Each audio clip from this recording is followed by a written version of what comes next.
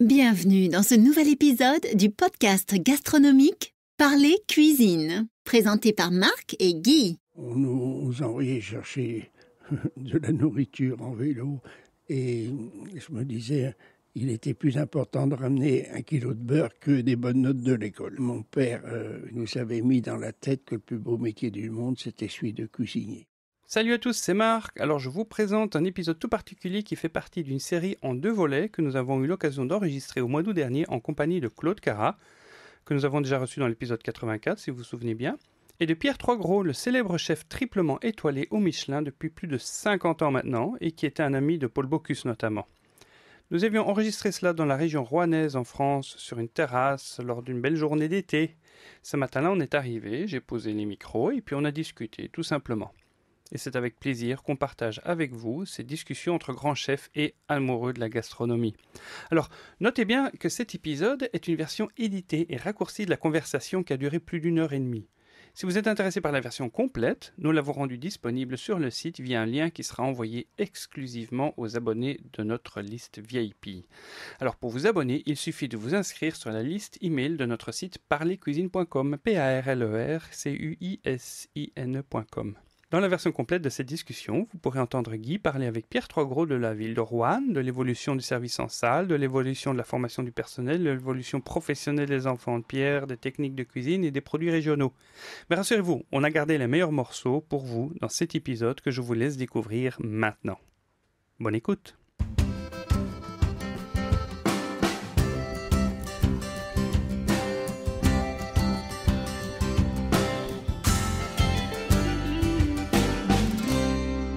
Madame, mademoiselle, monsieur, bonjour. Au micro, c'est Marc de parlercuisine.com et aujourd'hui, on a le nez dans les étoiles, mais pas les étoiles du ciel, bien qu'on enregistre ceci pas loin de la nuit des étoiles, mais les étoiles du guide Michelin. Alors aujourd'hui, je suis confus en humilité et je me sens honoré car je suis assis aujourd'hui à une table entouré de grandes personnes, acteurs du monde de la gastronomie. Donc il y a Guy. Bonjour Guy. Mais bonjour à tous et à toutes comme d'habitude. Que nous connaissons depuis maintenant près d'une centaine d'épisodes dans ce podcast. Et je suis le bienheureux hôte de la personne qui nous invite, c'est Claude. Bonjour Claude. Bonjour Marc, bonjour à tous. Que nous retrouvons à nouveau dans ce podcast parce qu'il est venu présenter son livre « Je cuisine un jour bleu ». Oui, c'est ça. Dans un épisode qui a eu beaucoup de succès d'ailleurs. Et qui nous a fait l'immense honneur et le privilège d'organiser cette rencontre avec le grand Pierre Troisgros. Bonjour Pierre. Bonjour tous les auditeurs et j'espère être à la hauteur de l'événement. Merci beaucoup d'avoir accepté cette invitation. Donc Pierre Troisgros, c'est, pour ceux qui ne connaissent pas, un restaurateur de la région de Roanne qui fête cette année 50 ans de 3 étoiles, qui a été un ami de Paul Bocuse, qui a repris le restaurant familial avec son... Arrêtez-moi si je me trompe. Non, avec son frère. Oui, exact, oui. Et qui a obtenu 1 étoile, puis 2 étoiles, puis 3 étoiles au guide Michelin, et qui a ouvert des restaurants dans le monde entier. C'est peut-être beaucoup dire, mais enfin on en parlera. Qui a été qualifié par Goemio comme le meilleur restaurant du monde. Oui, on était très, très surpris quand on a ouvert la revue ce jour-là. Et j'avoue que cet article nous a fait avancer de 2 ou 3 ans. Ça nous a donné une avance certaine. Alors, ça fait un peu bizarre parce que cette année, on est déjà, il y a 2 jours au moment où on enregistre ceci, on a appris le décès tragique de Joël Robuchon, qui avait été justement qualifié par Goemio comme le cuisinier du siècle, et Paul Bocuse, qui était un grand maître de la gastronomie, celui qui a sorti les cuisiniers de leur cuisine. Et donc, devant tant d'érudition, je me sens parfois un peu petit, même si je ne suis pas cuisinier moi-même, mes parents étaient cuisiniers. Ma mère était très triste de savoir que Paul Bocuse nous avait quittés, et elle vous remet le bonjour, même si elle ne vous connaît pas. Elle est toute excitée pour moi à l'idée de savoir... Bonjour Madame Mère, bonjour. Je vais plutôt passer la parole à Guy qui a peut-être des questions un peu plus pertinentes à vous poser. Et nous allons peut-être commencer par votre parcours. Donc d'après ce que j'en ai lu, mais enfin il faut savoir que Wikipédia dit peut-être tout et n'importe quoi. Vous pouvez un petit peu nous parler de la manière dont vous avez repris l'établissement de la famille. En fait, votre famille à l'origine, les parents étaient déjà restaurateurs. Est-ce que c'était ancestral ou est-ce que c'était vos parents qui étaient la première génération à s'occuper de restauration? Non, on va prendre l'historique au début. Je suis bourguignon natif de Chalon-sur-Saône, ainsi que mon frère. Et donc, mes parents avaient une affaire à Chalon-sur-Saône, donc ce qu'on appelait à l'époque là, un bar apéritif. Et mon père avait des ambitions. Il rêvait d'être restaurateur. Et à un certain moment, pour pas tomber dans dans la routine d'une sorte de ce qu'on appelait le limonadier, se mit à la recherche d'une affaire dans la région, dans les 200 km environ de notre ville natale. Donc, il portera son choix sur une petite affaire en face de la gare de Roanne, ville industrielle en pleine évolution. Place à la gare, c'était un synonyme aussi d'une clientèle, disons, qui prenait le train. Tout ça, bon, donc ma mère se mit au fourneau et pendant 10 ans, c'est-à-dire de 1930 à 1940, année très triste, ils remplirent leurs affaires parce que c'était des vrais professionnels et la passion aidant, ils remplissaient. Donc on a eu, mon frère et moi, donc une jeunesse dans ce métier. Donc c'était une avance un peu sur tout le monde, c'est certain.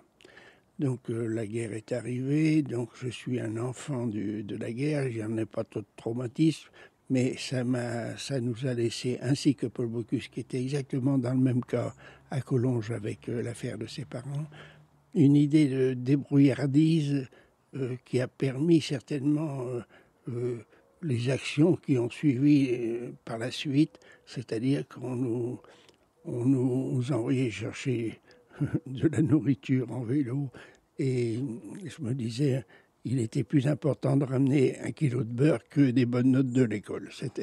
Donc cette ambiance certainement a eu des répercussions sur la suite des événements.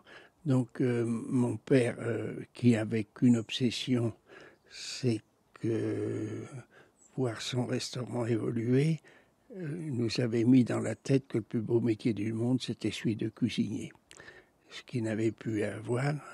Et donc on est parti avec... je veux dire qu'on n'a pas eu le problème de beaucoup d'enfants de choisir son métier, et c'était fait d'avance. Donc on est parti, mon frère est parti en 1942 travailler à Paris, il avait 16 ans. Je veux dire que maintenant, voir des parents laisser partir un gamin de 16 ans en pleine occupation, on traiterait les parents d'indignes. Mais enfin, c'était l'époque. On nous apprenait à se débrouiller et ça nous convenait bien. Moi, je le rejoignis en 1945 et comme il était rentré chez Lucas Carton, une affaire très, très prisée à cette époque, à l'époque où on faisait du marché noir quand même, mais j'attendis la place et c'est là que en faisant des extras dans Paris, c'est là que j'ai connu Madame Troisgros, une Italienne du prénom de Olympe, et j'ai eu la place, j'ai commencé comme chef entremétier, donc chez Lucas Carton, après avoir fait 4 ou 5 maisons sans grande importance avant. Voilà donc le phénomène. Et puis un jour, après le service militaire en Tunisie, bien sûr, pourquoi bien sûr Bon, c'était l'époque encore de la colonie. Et donc, mon père un jour me téléphone, le chef nous quitte, vient me le remplacer. Moi, je dis, c'est l'affaire de Jean. Et comme Jean était à cette époque-là à l'hôtel de Crillon, il dirigeait le restaurant de Grillade. Donc c'est moi qui l'ai dit, mais il dit je peux pas me priver de Paris, moi je viens te dépanner, je viens provisoirement. Alors donc j'ai commencé autour de 23-24 ans à Roanne avec évidemment une cuisine qui nourrissait beaucoup les représentants de commerce. Il y avait une table d'hôtes où il y avait parfois 30 ou 40 personnes individuelles qui venaient manger. Il avait une grosse popularité, mais enfin c'était le style plat du jour. C'était à l'époque, donc vous dites plat du jour, mais c'était encore malgré tout la grande cuisine classique française du Gringoire et Saulnier qu'on pratiquait, ou bien vous aviez déjà des plats qui étaient plus propres à la maison? Ben, là, ça a évolué assez rapidement. À l'époque-là, j'ai repris la carte qui était celle de mon père, des œufs mayonnaise et du bourguignon. Et puis, après, donc, il me manquait deux grands chefs à mon palmarès. Après, donc, Lucas Carton. Donc, j'ai été travailler chez Maxime. Et en fin de compte, il manquait encore Monsieur Point, qui était une renommée mondiale. Et donc j'ai été chez Point pendant faire une année aussi avec Monsieur Point de son vivant. Et avant mon frère étant rentré à Rouen entre-temps, donc je l'ai rejoint et l'enseigne a changé. C'était plus l'hôtel moderne, c'est devenu les Frères Trois Gros. Et vos parents ont continué à exercer conjointement jusqu'à quel moment en fait? Eh ben, mon père était toujours là, ma mère à la caisse, mais enfin, plus ou moins, ils ont très rapidement, j'ai eu le décès de ma mère, et mon père nous a laissé tout en main à mon frère et moi, et dans les années autour de, à mon avis, de 55, et on a décroché l'étoile Michelin rapidement. En fait, j'ai lu que vous disiez vous-même que votre frère était saucier et vous-même vous étiez au grillade, si mes souvenirs sont bons. Vous complétiez finalement. Oui, en fait, on s'est jamais dit, toi tu vas là, ça s'est fait naturellement. Mon frère, qui était très exigeant, avait pris des sauces, il était, dans ce domaine-là, il était number one. Et moi qui avait, dans toutes les maisons que j'avais faites, j'étais plus ou moins garde-manger, c'est-à-dire celui qui distribue la marchandise, qui reçoit, qui est en fait, et s'occupe de tout ce qui est froid. Donc c'était ma mission. Alors, comme on avait chacun cette tendance-là, vue à nos personnalités, donc Jean s'est mis aux sauces et moi j'ai dirigé la cuisine du garde-manger. Par la suite, il y a eu la création du fameux saumon à l'oseille. C'est une préparation qui arrivait, je dirais, sur une création pure, ou bien est-ce qu'il y a des bases, je dirais, régionales à ce plat? Bon, alors, évidemment, c'était l'époque Goemio, et Goemio bousculait un peu les habitudes déjà, ne serait-ce que de leur métier, c'est-à-dire chroniqueur gastronomique. Donc, ils étaient finis le gastronome bedonnant qui faisait ses articles et pour venir plutôt très critique sur les plats et sur les maisons. Donc, cette époque-là, ils ont réveillé chez certains ce goût de la création. Donc, on était partant, puisque c'était dans nos gènes, on peut le dire. Et donc, le saumon était parti de cet esprit créatif avec donc, des innovations, aussi bien dans la présentation que dans le service à l'assiette, qui était une révolution dans un étoilé. Et donc, ce plat est devenu le symbolique de la nouvelle cuisine.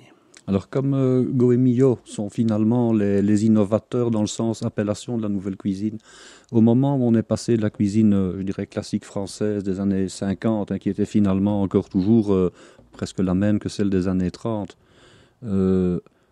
c'est à l'instigation de ce qu'ils parlaient de nouvelle cuisine que les plats ont évolué, ou est-ce qu'ils évoluaient aussi naturellement et qu'eux sont arrivés sur le concept? Je veux dire, qui a finalement induit davantage le concept, le cuisinier ou bien Goemio au niveau de la nouvelle cuisine? Ben, Goemio, évidemment, ont été, comment dirais-je, les pousseurs en avant. Par leurs articles, par leur classement, ils nous poussaient à toujours innover. Donc, supposons le jour où on a mis dans un 3 étoiles, on a servi à l'assiette, ça aurait pu être une levée de bouclier en disant un 3 étoiles, ça se doit de pontifier et servir à l'assiette. Et c'est venu d'ailleurs du saumon à l'oseille, qui n'était pas transportable, qui n'était pas sur plat, qui était pas... Alors, et puis de le servir chaud, parce que vous avez une table métaux assez importante de 8 ou 10. Le premier mange chaud, le 8e, il a attendu que le serveur arrive à la 8e tranche, et elle est froide. Donc on a carrément, disons, imposé directement l'assiette et que toute la table soit servie. En même temps, c'était une question de confort qui rentrait en ligne de compte. Donc on a acheté des plats. Des plats. C'était 32 cm. On s'est dit, bon, qu'est-ce qu'on en fera après? Et on a servi le saumon comme ça. Et après, ça s'est converti. Tout le menu s'est converti au service à l'assiette parce que, d'abord, pour le confort du client et pour la chaleur, évidemment, du plat, et surtout pour la distribution exacte de sauce et du produit intérieur de l'assiette. Tout le monde avait le même truc. Évidemment, quand vous servez au plat, il y en a qui a plus de sauce, il y a l'autre qui a le mauvais morceau, etc., etc. Donc on trouvait que c'était l'avenir. Mais des gens mal intentionnés veulent dire il n'y a que dans les selfs qu'on sert à l'assiette, c'est pas possible. Mais on s'est imposé et du coup ça s'est imposé à l'échelle mondiale. Tout à fait. Mais finalement, le service à l'assiette a eu de grands axes. Il y a d'une part eu le fait que le cuisinier a pu, je dirais, décorer les assiettes, les personnaliser et faire vraiment un tableau, en associant les modèles d'assiettes et ce qui était dedans. Et d'autre part, il y a eu le fait que le personnel de salle a perdu son aura, puisqu'il n'y a plus de découpe, plus de préparation magistrale. Ça a été facile de faire comprendre ça au personnel de salle, plus de découpe, etc. Vous l'avez dit. Du coup, on enterrait carrément le service de salle qui devenait que des porteurs d'assiettes. Donc, l'intérêt de quelqu'un en salle, c'était d'abord son comportement, disons, vis-à-vis du client, un certain savoir, un certain côté commercial. Et c'était plus son rôle, puisque l'assiette arrivait toute prête, il n'avait plus rien à pratiquer. Donc c'était un petit peu, pour eux, ça a été un peu dur. Mais enfin, bon, c'était la marche du temps. Finalement, il y a des restaurants qui ont conservé, je pense à la Tour d'Argent, chez qui je suis allé aussi il n'y a pas si longtemps que ça, ils ont conservé jusqu'il y a très peu de temps un service non seulement du fameux canard avec la préparation en salle, mais également le fait qu'on servait à l'anglaise. Donc, ils passaient quasiment tous les plats avec repasse. Je dois vous dire quand même qu'à travers tout ça, il y a un petit coup de vis, parce qu'on y retrouvait largement financièrement notre compte. Il n'y avait plus de retour de plats, de retour de sauce qui finissaient évidemment dans la poubelle. Il y avait une gestion du produit nette à 100% que vous ne pouvez pas avoir avec le service au plat. Donc il y avait le côté économique de l'affaire aussi. Mais ça, on n'en a jamais parlé parce que ça n'aurait pas été le plus appréciable. Pour reparler un peu des techniques, on va remonter là à 30 ans dans le temps, à l'époque de la cuisine sous vide. Bon, moi je suis allé donc chez Pralu pour faire des stages de très longue durée, pour être moi-même formateur. C'est d'ailleurs à cette occasion-là que je vous ai connu. La cuisine sous vide, finalement, elle est entrée chez vous comment? Est-ce que c'est parce que vous aviez fait des essais et que Pralus après a retravaillé sur le sujet pour améliorer la chose? Comment ça s'est passé, cette collaboration, finalement? Nous, on était les premiers en France, grâce à Pralus, à pratiquer, ou du moins à connaître les vertus du sous vide. Parce qu'à cette époque-là, il faut dire que moi-même, surtout, j'étais un peu, comment dirais-je, sceptique, parce qu'on voyait mal les machins. Mais comme Georges Pralus était tellement passionné par cette nouvelle technique qui rentrait en ligne de compte, et il me disait, dans quelques années, toutes les cuisines auront leur machine sous vide. Je me disais, bon, on parle toujours, on verra bien. Et en fait, on a été rapidement conquis parce qu'on a Georges s'était mis dans l'idée de cuire le foie gras sous vide. Et c'est maintenant la cuisson des foie gras en terrine, évidemment, c'est très aléatoire. Il suffit que le four mette 10 degrés de plus ou que l'horloge soit pas bien suivie. C'était toujours de l'à peu près, et avec une perte énorme de gras. Et donc, on a été pendant 2 ans à tripatouiller ce genre de truc avec des sacs en plastique qui se dessoudaient. Il y a beaucoup de foie gras qui sont partis dans la poubelle mais il avait une telle obstination, il était tellement sûr de lui qu'il a sorti une fiche technique parfaite, aussi bien, surtout dans la température et dans le temps de cuisson. Et puis la progression aussi du sac, tout sac, on a été largement récompensé financièrement, je dirais, et qualitativement aussi, parce que c'était l'époque où on mangeait le foie gras un peu rosé, hein, donc sous cuisson, et donc ça a été, grâce à Georges Pralu, disons, le grand succès de cette technique. Et finalement, le fait de cuire sous vide, moi qui ai fait la formation, je me suis rendu compte que c'était une cuisson qui nécessitait quand même quelques connaissances, je dirais, en bactériologie. Et il faut être très prudent parce que comme on cuit à température basse. Vous avez raison, on peut penser que c'est la facilité. Non, c'est le contraire. C'est une rigueur extrême dans la pratique. Maintenant, on a beaucoup travaillé avec Georges sur les plats sous vide, mais pour moi, cette technique était faite surtout pour la conservation. Et encore aujourd'hui, pour la conservation, c'est extraordinaire, quoi. Je veux dire qu'ils vous rendent des riz de veau qui avaient une espoir de vie dans des frigos du moment de 3 jours. Maintenant, vous les mettez individuels ou en groupe dans des sachets sous vide à 2 degrés, et vous avez une longueur Ça a été une sécurité, et c'est marrant parce que c'est drôle parce que dans l'époque, on s'imaginait, les gens, quand on voyait un sac sous vide, on s'imaginait les microbes ballottant dans ce sac, mais c'était le contraire. Je leur disais, c'est le contraire, c'est que vous les mettez à l'abri de l'air et à l'abri de tout ce qui peut se produire. Mais c'était l'image qu'avait le plastique à cette époque-là. Mais à condition que les produits qui soient mis sous vide sans cuisson soient des produits extrêmement sains, parce que j'ai déjà rencontré la mentalité de certains cuisiniers qui disaient le turbo commence à bouger, on va le mettre sous vide, ça va tout arrêter. Non, à ce moment-là, évidemment, on met les microbes dans le sac. Hein, Et ça a été exactement le problème du surgelé. Le surgelé, c'était la veille de la fermeture, tout ce qui restait, on le mettait en congèle. Donc on le mettait dans des conditions qui étaient déjà... donc le surgelé est devenu une pratique très courante maintenant et n'a plus cette image vilaine de récupération des produits qui restent. Donc si vous surgelez au bon moment, dans les états de fraîcheur et tout machin, c'est aussi une technique formidable quand même. Tout à fait. Mais il faut s'imaginer, il y a 50 ans, l'image qu'avait cette pratique.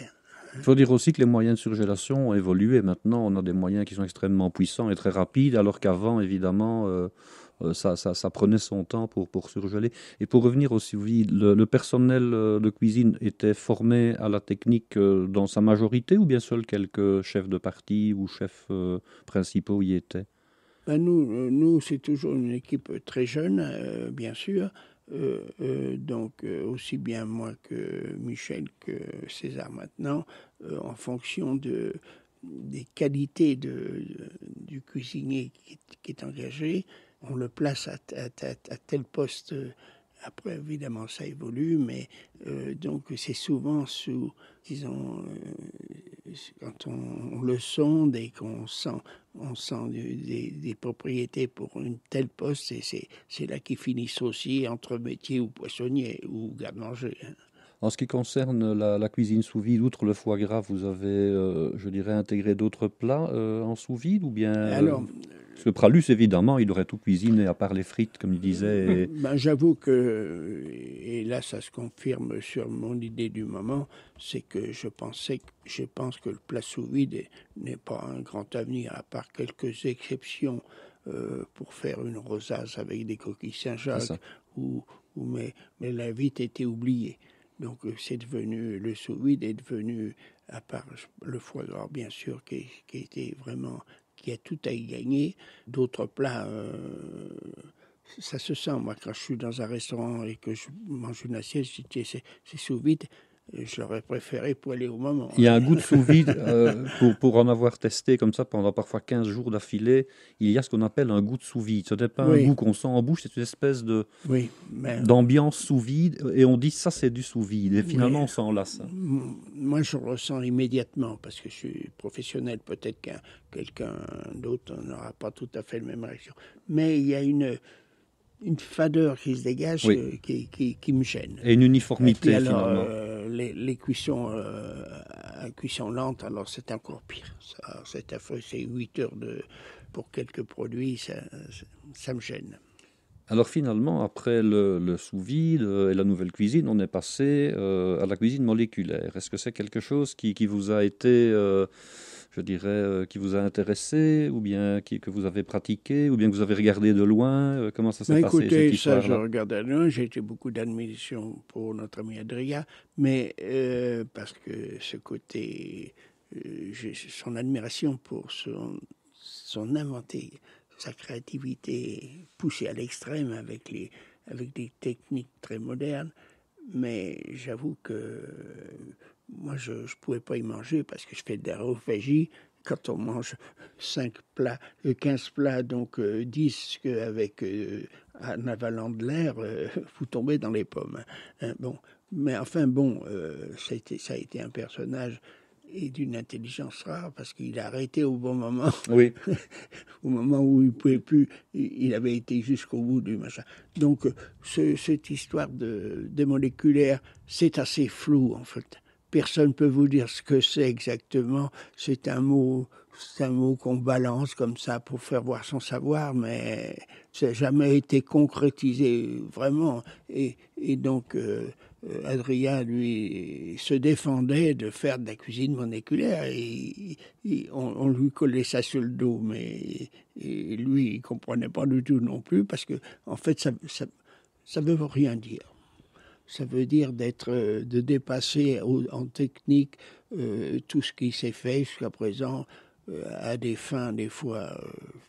C'était surtout une déstructuration des aliments, puisqu'on leur donnait une présentation qui n'était pas celle de la chose du départ. Donc une barbe à papa de sardines, finalement, c'est original, mais on ne mangerait pas ça tous les jours, je pense. Moi, je pense qu'il fallait que ça s'arrête, parce que ça devenait dangereux. D'ailleurs, il y a eu des maisons qui l'ont pratiqué aussi bien au Danemark qu'en Angleterre, avec des gens à l'hôpital le lendemain. Oui, tout à fait.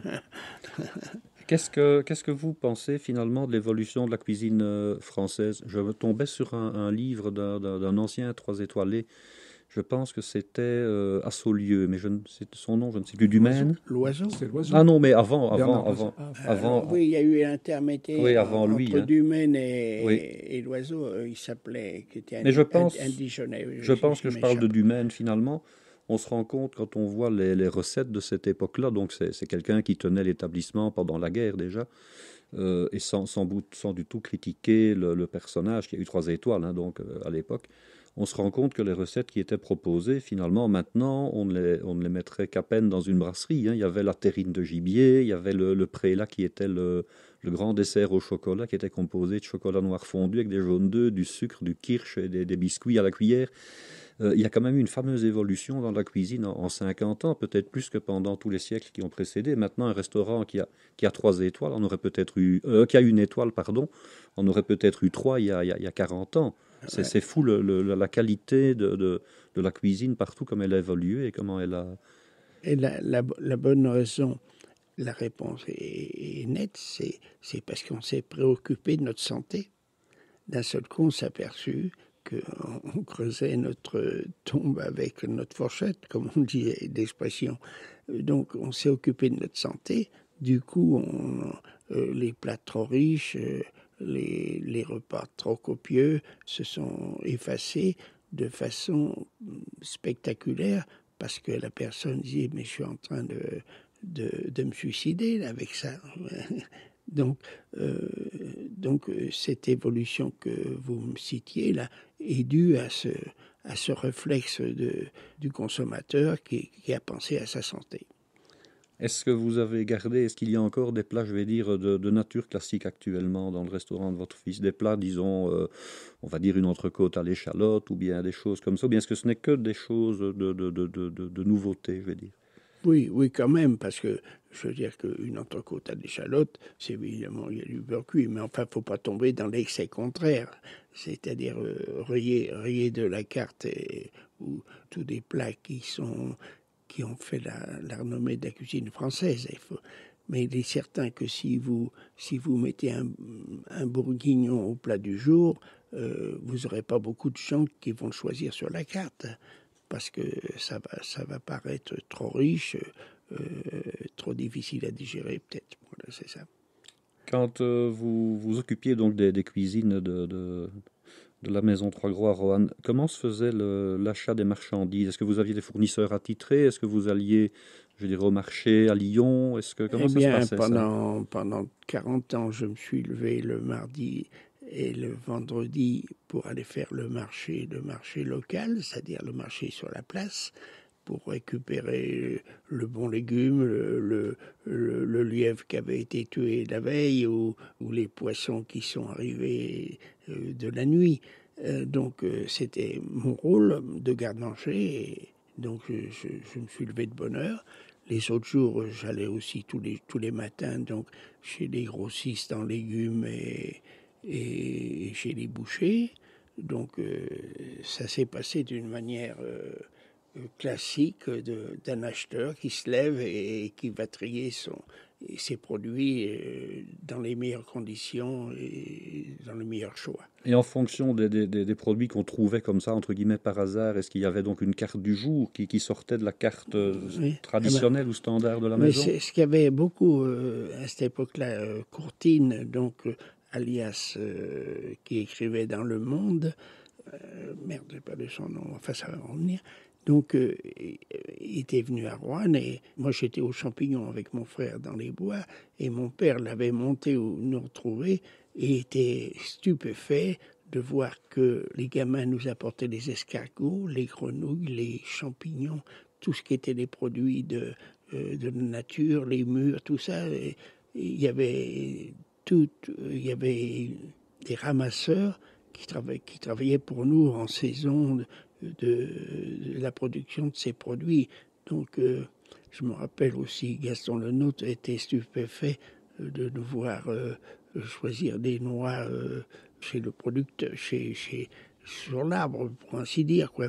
On était très proches de la nature, tous, autant qu'on était, et des produits qui ont disparu, mais tout ce qui pouvait s'acheter comme ça en naturel, allez, même à la petite friture de goujon, c'était tout pour nous. Et les gens le savaient et venaient nous les vendre. Maintenant, c'est plus possible, ce genre de choses. Il faut une facture. Oui, voilà, ça, évidemment, comme vous dites, à cette époque-là, c'était un peu olé, les gens... on se fiait au ramasseur du coin, en fait. Ouais, il avait ses 12 douzaines d'escargots, évidemment. Alors, si on mettait quand même, on ne faisait pas de facture, mais il y avait une certaine, disons, liberté de mettre en compte achat à un particulier.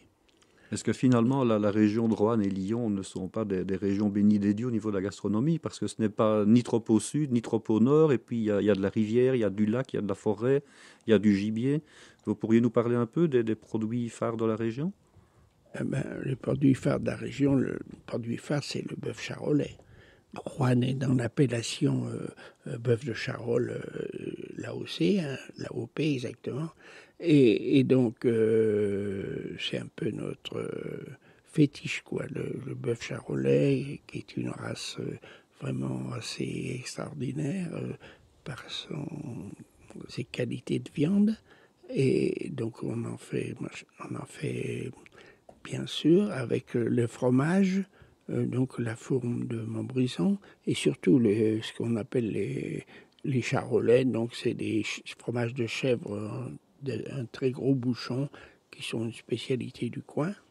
Autrement, on ne peut pas oublier notre vignoble des Côtes-Rouennaises, qui s'est enrichi d'un AOC aussi, qui a fait une explosion, un petit vignoble complètement oublié et est devenu maintenant, disons, dans la cour, je sais pas, la cour des grands, ça serait un peu prétentieux, mais qui est reconnu, quoi.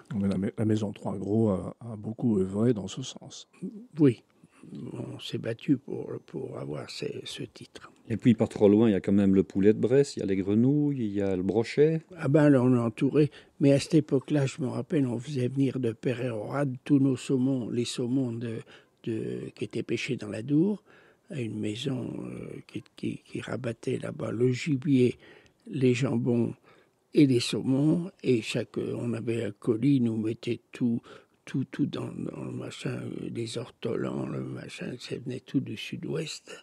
Et donc, notre plaisir, c'était de servir ça. Et des grives, les grives qui sont interdites maintenant, on a passé des milliers dans une spécialité qui s'appelle la mousse de grive. Et puis, c'est à rôtir des gibiers. Je veux dire, c'était une période bénie encore, l'après-guerre. Pour revenir à un poisson, c'est-à-dire le saumon, je me rappelle avoir mangé du saumon de Loire dans un restaurant de Chavignol en 1979. Est-ce que c'est anecdotique ou bien est-ce qu'il y a encore des saumons dans la Loire qui sont commercialisés? Oui, il y en a encore, il y a encore des pêcheurs, mais ils sont très limités. Et puis en plus, les prises aussi sont limitées. Il y a toujours des saumons qui remontent à Rouen, mais à Rouen, ils ne passent plus parce qu'il y a des barrages. Et puis, quand ils arrivent à l'Allier, l'eau froide de l'Allier les attire plus que celles de la Loire qui sont un peu plus chaudes.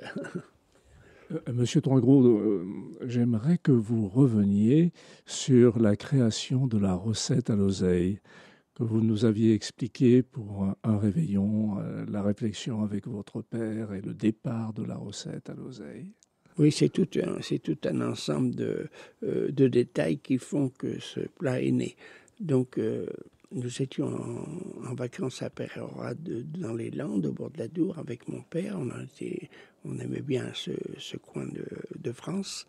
Et donc, on s'était aperçu que les Béarnais mangeaient le saumon comme on mange la viande de bœuf, c'est-à-dire saignant ou rosé, si je peux dire. Donc, on s'est dit, mais ils ont raison, parce que le saumon, sitôt qu'il est trop cuit, ça devient du papier buvard. C'est pas drôle. On ne peut pas lui accorder une seconde d'attention. Et on s'est aperçu que le seul moyen de garder sa saveur, sa texture, c'était de le sous-cuire, la sous-cuisson. Mais comment faire accepter à des gens du centre un poisson sous-cuit? À cette époque-là, ils auraient renvoyé le poisson et ils auraient traité de gougnafier parce qu'on ne savait pas cuire. Donc, le seul moyen, après réflexion, c'était de reprendre l'idée de l'entrecôte. Les gens qui n'aiment pas la viande saignante, on leur sert des entrecôtes très fines qu'on fait aller-retour. Elles ne sont pas surcuites, mais ils ne s'aperçoivent pas, c'est la couleur qui les embête. Ils ne s'aperçoivent pas de la sous-cuisson.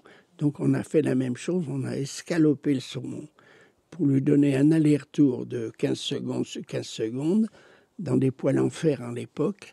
Et donc était né comme ça. Il y avait toujours, le poissonnier avait toujours de la sauce vin blanc en place, donc on avait mis un peu de sauce vin blanc. Ma belle-mère avait planté de l'oseille, on ne trouvait plus d'oseille à cette époque-là. J'avais dit à ma belle-mère qui avait la main verte, plantez-moi de l'oseille. Elle en avait planté un peu trop. Plutôt que mettre un jus de citron, mon flex avec de l'oseille sur la table, j'ai jeté l'oseille dans la sauce vin blanc. bon, c'était le côté acidité qui rentrait en lion, ça remplaçait le citron. Et bon, ça, petit à petit, détail après détail, fait que ce plat est né. Et un jour, Courtine, donc l'araignère, j'ai retrouvé le nom, enfin, qui écrivait dans le Monde chaque samedi, titra, il était à Vichy, il est venu manger avec mon père, je dis tiens, on va vous faire goûter une petite création comme ça, on lui fait ce plat. Et il titre samedi dans Le Monde, enfin un saumon intelligent. Alors ce mot intelligent, un saumon excité à lire l'article, et donc c'était le lancement de ce plat. Après, donc il s'est amélioré. Au lieu de mettre du vin, on mettait du Noilly-Prat, on a mis du vin jaune, du vin du Jura, qui avait les mêmes esprits d'oxydation. Hein. Après, un jour, je fais avec Paul Bocuse et Gaston Lenôtre, rue François 1er, Europe nous demande de faire 3 stands, donc pour les résultats des présidentielles. Je pense que ça devait être Pompidou, je ne me rappelle plus. Et Gaston Lenôtre, nous, avec nos poêles en fer, toujours obligé d'éponger l'excédent du gras du saumon avec du papier buvard et puis de mettre une goutte d'huile pour pas que ça attache. Il me dit, mais pourquoi vous prenez pas des poêles en téflon? Je dis, parce que les poêles en téflon ont la réputation d'être cancéreuses. Oui, j'ai des conneries de marchand de poêles. Et j'ai été acheter des poêles en téflon. Et depuis, ça a été aussi une amélioration du plat qui nous évitait de mettre l'huile et de gagner du temps parce qu'on n'était plus obligé d'éponger. Il n'y avait pas d'excédent de gras. Et voilà, donc je me rappelle qu'un jour, ils avaient fait un sondage pour savoir le plat le plus emblématique de la nouvelle cuisine, et donc le saumon était arrivé à 80%, je crois, sur tous les autres plats. Voilà un peu son histoire. Oui. Vous avez une idée du nombre d'assiettes de cette recette que vous avez fait dans votre carrière? Alors Dominique, si bien que ça a dégoûté Michel et qu'il l'a rayé de la carte. Vous ne la servez plus? Ça m'avait un peu vexé. Je lui dis, mais elle me dit, oui, mais ça devient routinier, ça m'agace. Il y a encore des gens qui la demandent? Il l'a remis maintenant, Ah oui. un peu recoupe, mais avec une grosse coupure pour pas tomber dans la routine. J'imagine que les gens la demandaient. Oui, alors il l'avait en réserve et les gens le demandaient et se sentaient encore beaucoup plus privilégiés qu'on leur fasse que pour eux. Un très bon argument. Oui, c'était pas pensé, mais enfin ça s'est avéré comme ça. L'imagination, un petit peu de culot, et on fait venir les choses, comme vous le disiez tout à l'heure, relativement, je dirais pas simplement, mais naturellement. Oui, naturellement. Oui. Le cas du saumon était que je vous ai expliqué la sous-cuisson. Ouais. Je vous ai pas expliqué aussi que disons que les féculents devenaient un petit peu l'ennemi de la santé ou d'obésité, donc il fallait le supprimer. Donc la sauce vin blanc, on n'avait plus du tout ce qu'on en mettait dedans pour l'allier, c'est-à-dire un roux. Donc la sauce devenait claire. Et ça, c'était pas dans les habitudes. Une sauce devait être liée. Et alors, quoi faire pour la prendre et en même temps que ça supprimait le pain ou c'était moins sauçable, on a donc amené la cuillère plate. Donc une cuillère. Il faut que vous expliquiez l'histoire de cette cuillère plate. Avec une forme pas trop creuse, de façon qu'à chaque bouchée, le fait de prendre un morceau de saumon et en remontant, récupère la sauce nécessaire à la bouchée. Donc c'est plein de petits détails comme ça qui paraissent maintenant complètement naturels, mais qui font qu'il fallait calculer prévoir ce creux, qui n'en prennent pas trop et qui prennent juste ce qu'il fallait pour une bouchée. Donc vous avez créé spécialement cette cuillère pour la recette du saumon pour d'oseille. ça, oui. Oui.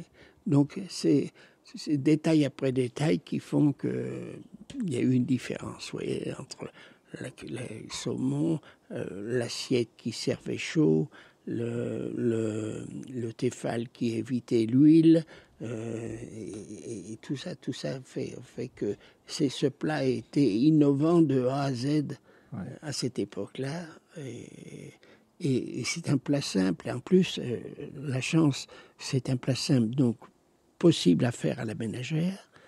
Et en plus, pour en terminer, c'est que le saumon, qui était un poisson de luxe, est devenu, grâce à l'élevage, un poisson, très abordable et à portée de tous, si bien que tout s'y prêtait, donc à sa renommée. Oui, à sa renommée. Je dois dire que peut-être quand même pour couper, pour couper l'escalope, il demande quand même un petit peu de technique pour avoir... Oui, alors donc en enlevant évidemment le côté noir, c'est ce qu'on appelle le limon, là, donc, qui donne ce goût de vase. Il faut surtout bien enlever ça aussi. Souvent, le cuisinier le laisse et ça donne un goût d'eau morte. Et c'est ce limon noir qui est sous la peau. C'est une réserve de graisse du saumon. Au début, de façon que ce soit d'une égalité parfaite, donc sur tout le machin, on le mettait entre deux papiers sulfurisés et huilés et on l'écrasait à la batte. On l'écrasait. On le tapotait à la batte de façon à ce qu'il soit d'une... Et puis après, on s'est aperçu ça aussi c'était de trop, qu'il fallait, disons, techniquement, avec un couteau très fin, ce qu'on appelle un filet de sol, le découper, techniquement, on y arrivait bien. Voilà, donc ça aussi, ça a été supprimé sur l'origine du départ. Une autre question qui me brûle la langue, vous allez voir. Quel est votre sentiment et qu'est-ce que vous pensez de cette technique de cuisson basse température? Oui, alors donc j'en ai lancé un petit bout tout à l'heure. Elle me gêne un peu. Évidemment, ça permet de cuire des bas morceaux, de les rendre tendres, ça c'est vrai. Mais moi, ça me gêne un peu. C'est difficile à définir ce genre de ça sent le cadavre. Voilà, c'est l'explication. J'ai peine de dire ça, mais parce que c'est dans beaucoup de pratiques, c'est vrai qu'un morceau qui dans n'importe quelle autre cuisson est dur et est immangeable, par cette technique où les fibres se désagrègent, donc c'est bien. Donc à employer, mais avec prudence et pour que certains morceaux. Un poisson blanc, quelle est la température pour vous, la bonne température? Un filet de cabillaud, par exemple. Quelle est pour vous la bonne méthode Alors on revient en arrière où le poisson, on le surcuisait. On a mangé pendant des siècles et jusqu'à maintenant le poisson en surcuisson parce qu'on n'avait pas des moyens aussi techniques de cuisson, aussi pratiques que maintenant, comme des fours vapeur ou des choses comme ça qui ont beaucoup fait évoluer la cuisson. Mais donc une cuisson, évidemment, ça dépend ce qu'on désire. Si on veut quelque chose, un poisson bousculé, un peu, que le veut un peu rose à l'arête, comme on reprend l'expression, un peu usée de Gourmillot. Et c'est difficile à dire ça. Je pense que c'est dans le gène du cuisinier de le sentir. Il va sentir, savoir s'il faut le laisser sur une poêle ou le mettre au four à un tel degré, en ne dépassant pas trop 160, 180. Oui. Mais ça dépend d'abord du poisson, de l'endroit dans lequel il est pris. Je pense que ça, c'est c'est le métier, l'expérience du professionnel. On vient de parler assez longuement et assez bien du saumon à l'oseille. Finalement, on dit, l'adage en tout cas en cuisine dit qu'on est saucier et on devient cuisinier ou on devient rôtisseur. Vous disiez que c'était votre frère qui était saucier et je suppose que lors de son départ, il a fallu reprendre le poste. C'est vous-même qui l'avez repris, le poste de saucier donc finalement? C'est Michel. C'est Michel directement? Parce que Michel a travaillé un petit moment avec son oncle aux sauces. Et donc Michel a pris aux sauces et comme il s'est appliqué au fond. Les fonds qui étaient bannis pendant un moment, que même l'oiseau avait été plus loin, il avait créé la cuisine à l'eau. L'eau, tout à fait. C'était Renier Escoffier, là. J'avais créé une chanson sur lui, laissé sur l'air de Pierre Perret, La cage aux oiseaux, là. Ah, ouais. Laisser l'oiseau faire sa cuisine à l'eau. Mais est-ce qu'il n'y a quand même pas eu, pour contrarier les fonds, des législations de plus en plus serrées? Je m'étais laissé dire, et ça remonte à au moins 25 ans, à l'époque où j'étais encore prof de cuisine, qu'en France, en tout cas, on devait les faire, les cuire un certain temps, pas dépasser, les utiliser dans les 24 heures, les refroidir de telle température, enfin de la température de 95 degrés à température de réfrigération en moins de 3 heures. Enfin, est-ce que ça n'a quand même pas finalement contrarié? Bon, on a lutté contre la marmite perpétuelle, évidemment, hein, qui existait dans certains endroits, mais pour en avoir fait pendant des années, des fonds, en les cuire en 6 heures, un fond de bœuf ou un fond de veau, ça n'a pas de goût. Donc il faut les laisser cuire plus longtemps. Et puis après, bon, comment faisiez-vous? Vous congeliez par litre pour, disons, on ne fait pas un litre de fond non plus, on fait une marmite. Comment vous faisiez? C'est-à-dire que le fond était devenu un passe-partout ignoble. C'était une horreur. On mettait la casserole avec les os de veau qu'on avait fait brûler plus ou moins pour éviter la graisse. C'était qu'un baumait la maison d'odeur de graisse. Et le saucier avait ça. Alors quand il déglaçait, il mettait... Et puis par réflexe, il mettait un peu de glace de veau, il le montait au beurre ou pas. Mais le fond de base était mauvais. Parce qu'il n'y a rien d'aussi méticuleux, d'aussi rigoureux que faire un fond. Si vous oubliez de l'écumer, si à un moment ça bout trop fort et que la graisse se mélange, les molécules se mélangent à machin, vous avez un goût de graillon infernal. Et donc, personne n'était là à longueur de journée à dégraisser ou écumer le fond de veau. Et arrivé le steam. Alors le steam, donc c'est chauffé à la vapeur, ça ne peut pas dépasser. Il ne peut jamais arriver ce coup de feu où tout se mélange parce que ça monte trop haut. Et donc là vous avez à la hauteur d'homme, disons, le steam que vous voyez, vous dégraissez, vous êtes machin, ça vient un réflexe naturel, tandis que la marmite avec le robinet... D'ailleurs, j'ai une petite histoire, parce que on travaillait chez Lucas Carton avec Paul Bocuse, et quand on passait le fond de veau, il y avait un robinet à ce machin. Et alors, la graisse restait... Et Paul Bocuse avait trouvé l'astuce pour dégraisser, c'est qu'il faisait comme les vignerons, avec un caoutchouc. Il faisait aspiration, comme on vit d'un réservoir. Quand on vole l'essence, c'est comme ça qu'on pratique. Hein. Je dis, putain, ce mec, il avait tous les tours. Il a une idée avec son caoutchouc, il tirait, et alors ça tombait, et puis il arrêtait au moment où la graisse, et qu'on ne pouvait pas le faire avec le robinet. Donc, c'est petit détail.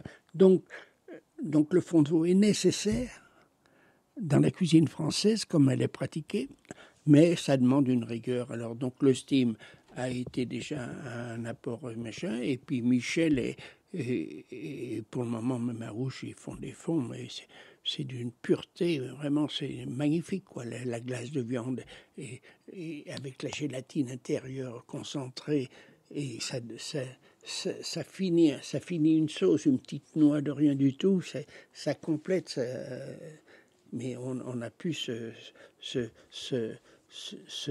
geste machinal là, de balancer. Est-ce que vous faisiez des fonds tout à fait spécifiques, du style un fond de, bon bien sûr fond de veau, mais également un fond de gibier, mais aussi un fond de canard, un fond de volaille brun, un fond de bécasse ou que c'est. Vous en faisiez autant ou bien? Comme on passe beaucoup de canards, il fait des fonds de canard aussi extraordinaires avec les carcasses et les coups, les machins. Et donc, dans un salmi, ça relance, ça lui donne une envergure autrement à la sauce. Hein. Ouais. Il y a des plats dont on n'a pas encore vraiment parlé, parce qu'on dit aussi, tiens, c'est ce qu'on m'apprenait à l'école et que j'ai aussi appris à mes élèves, il y a un plat qu'on ne peut absolument pas rater, c'est le dessert, parce que c'est finalement le dernier plat que le client mange, et que si le dessert est mauvais, il va s'en rappeler peut-être encore plus que d'un autre plat. Comment élaboriez-vous la carte des desserts à l'époque Nous, alors, la carte des desserts, c'était devenu une sorte de légende. Elle était gigantesque. On appelait le grand dessert.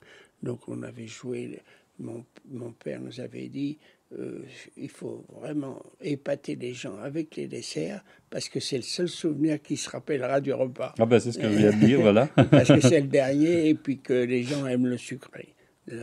Naturellement, on aime le sucré. Et donc, il y avait ce qu'on appelait, qui est devenu le grand dessert, mes vieilles clientes me rabâchent encore. À ce temps-là, on y allait l'après-midi, on se tapait, il y avait des gâteaux, il y avait des fruits. Donc on avait fait faire un chariot avec de la glace pour incruster tous les fruits pochés, impossible, tout ce qui était de saison et tout ça. Il y avait 3-4 glaces crème glacée. Il y avait des gâteaux importants. Ça partait des choses un peu ménagères comme la gouire ou le millefeuille ou des choses comme ça. Hein. Et donc c'était impressionnant. Et finalement, dans un établissement comme le vôtre, il y avait un pâtissier dont c'était la formation ou bien c'était un cuisinier qui avait aimé la pâtisserie et qui s'en chargeait? On a eu, il s'appelait André Delorme, mais on a eu tout de suite un pâtissier qui travaillait, quand je le vois maintenant, il est toujours des nôtres, et j'ai dit que je travaillais dans des conditions, il avait un petit marbre, tout ça, sur le passage des garçons dans le dos. Enfin, c'est l'imitation de place. Et puis, je dis vraiment sortir de la pâtisserie à cette époque-là, dans les conditions de travail que tu avais, c'était du miracle. Parce que ce qui était impressionnant, c'était la première assiette qui était une toute grande assiette aussi, d'une 30aine de centimètres, avec des fruits mis sur un tiers de l'assiette au-dessus, et puis le coulis avec une crème fraîche légèrement battue. Le coulis de framboise, c'était une idée de M. Point qui en servait beaucoup, et donc on a appris elle servait beaucoup. Et alors à cette époque-là, aussi pour épater un peu le client, donc on faisait avec de la crème fraîche très épaisse, et il faisait des dessins à travers l'assiette. Il écrivait le nom de l'anniversaire, tout ça, si bien que j'avais créé un concours des apprentis serveurs à celui qui ferait le meilleur dessin sur un coulis de framboise. Parce qu'en fait, il faisait le dessin avec 2 fourchettes. Hein. Alors, oui, voilà, c'est ça. Oui, c'est ça. Alors, celui qui avait un petit peu le sens artistique sortait mieux que son voisin qui faisait de la barbouille. Parce qu'en fait, ce qui m'a impressionné, c'est qu'étant allé avec une 30aine d'élèves un jour manger chez vous, on a un petit peu incité le personnel à se surpasser. Alors, j'ai filmé la scène en caméra à l'époque.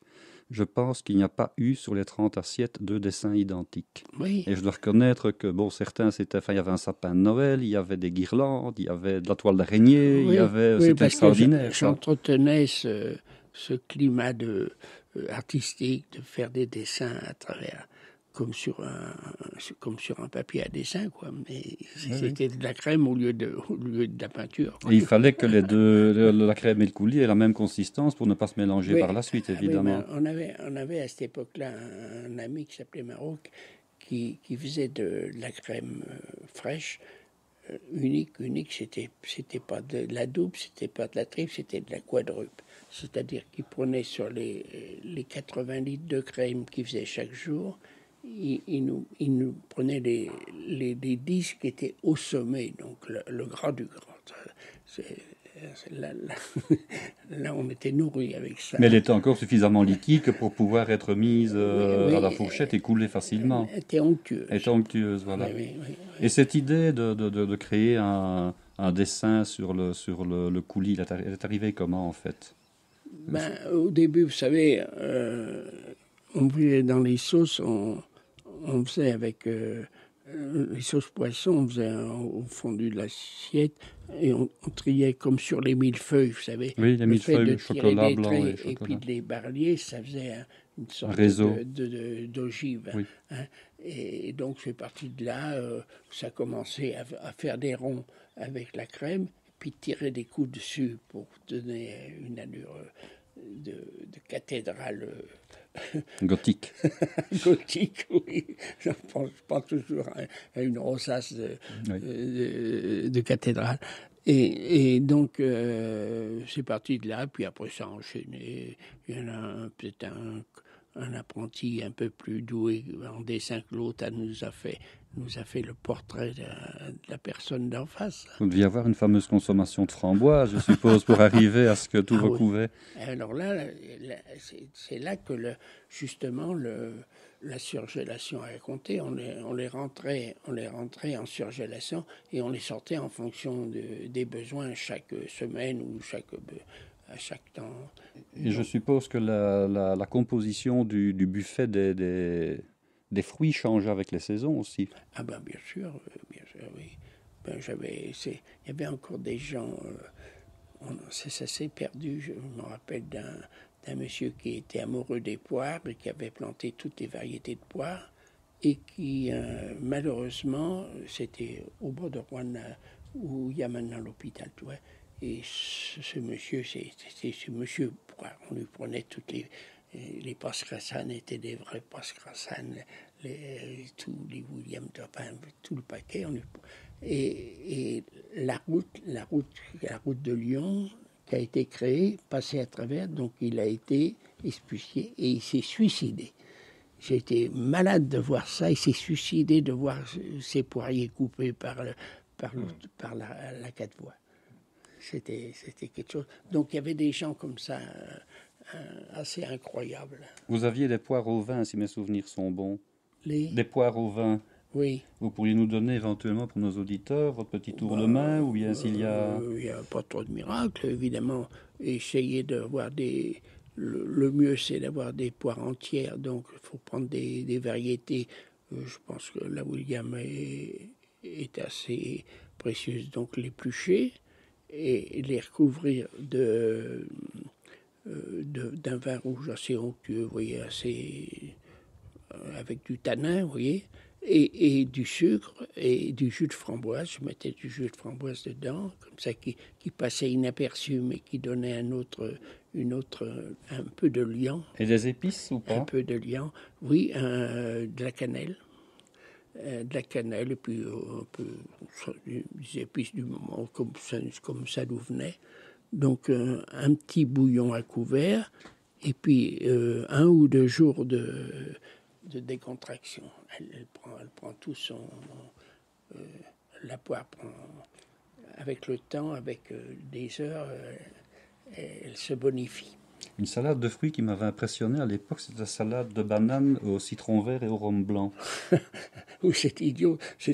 Parce que c'était simple, mais c'était extraordinaire, finalement. Quand j'étais môme, ma mère nous donnait, bébé, de la banane en tranches. On donnait beaucoup ça au bébé. Et puis, ce goût m'était resté. Beaucoup de gens n'aiment pas la banane, trouvent ça vulgaire. Moi souvenir d'enfant, j'adore le goût de la banane. Alors, donc j'en émettais. Et beaucoup de ce que vous me dites là, parce que beaucoup de mes clientes me disent « Oh, les bananes de cette époque-là », parce que je m'ai marié avec le zeste de citron vert et donc un petit peu de sirop de sucre. Suffisait à étonner. Il y avait un peu de jus de citron vert aussi? Oui. Eh ben, je ne sais pas comment on les venait, on ne les trouvait pas sur Rouen, mais on devait les faire venir, je ne me rappelle plus. Et donc, le citron vert restait encore un peu à l'inconnu. C'est exact. C'était À cette nouveau, époque-là. c'était comme le poivre vert d'ailleurs. Et ça suffisait pour étonner. C'est marrant. Donc, vous avez dit la banane est un goût de votre enfance. Est-ce qu'il y a d'autres goûts comme ça qui ont marqué votre enfance? Oui, le saucisson. Parce que mon père il y avait un charcutier extraordinaire qui faisait des saucissons à base de vrais cochons élevés dans des conditions idéales. Je n'ai jamais retrouvé depuis toujours, je cherche le saucisson de mon enfance. Et voilà. Alors, je me rappelle, c'est peut-être le fait que j'allais mon père m'envoyait chez le charcutier en acheter. Cette odeur quand je rentrais dans le frigo de moisissures, de machin, m'est restée gravée dans la tête. Et l'autre jour, j'ai donc cet immeuble rue Mulsanne, là, toi tu connais, et je l'ai acheté. Et ils l'ont détruit. Et en enlevant le papier peint, qu'est-ce que je vois? Le carrelage du frigo de mon charcutier. J'ai dit, ça c'est incroyable. 80 ans après, je retrouve le carrelage de mon charcutier. Voilà qui conclut cette première séance d'enregistrement en compagnie de Pierre Troisgros. Nous avons alors été interrompus par un petit souci technique et nous avions profité pour prendre une pause déjeuner. Par la suite, Pierre et Claude nous ont fait l'honneur d'accepter de poursuivre cette conversation que l'on vous laissera découvrir dans le prochain épisode. Le deuxième épisode fait aussi plus de 2 heures et de nouveau, on laissera une version complète pour les abonnés de la liste VIP disponible en téléchargement sur le site ou en écoute direct sur le site. Et puis, on vous mettra les meilleurs morceaux dans le prochain épisode. Donc, pour recevoir l'email qui vous donnera le lien vers la version intégrale de cet épisode-ci et de l'épisode prochain, il suffit de vous inscrire sur la liste email via le formulaire présent en bas de chaque page des notes de l'épisode que vous retrouvez sur le site parlercuisine.com. Voilà, merci à tous de nous avoir écoutés aujourd'hui et je vous retrouve en compagnie de nos invités au prochain épisode. Au revoir.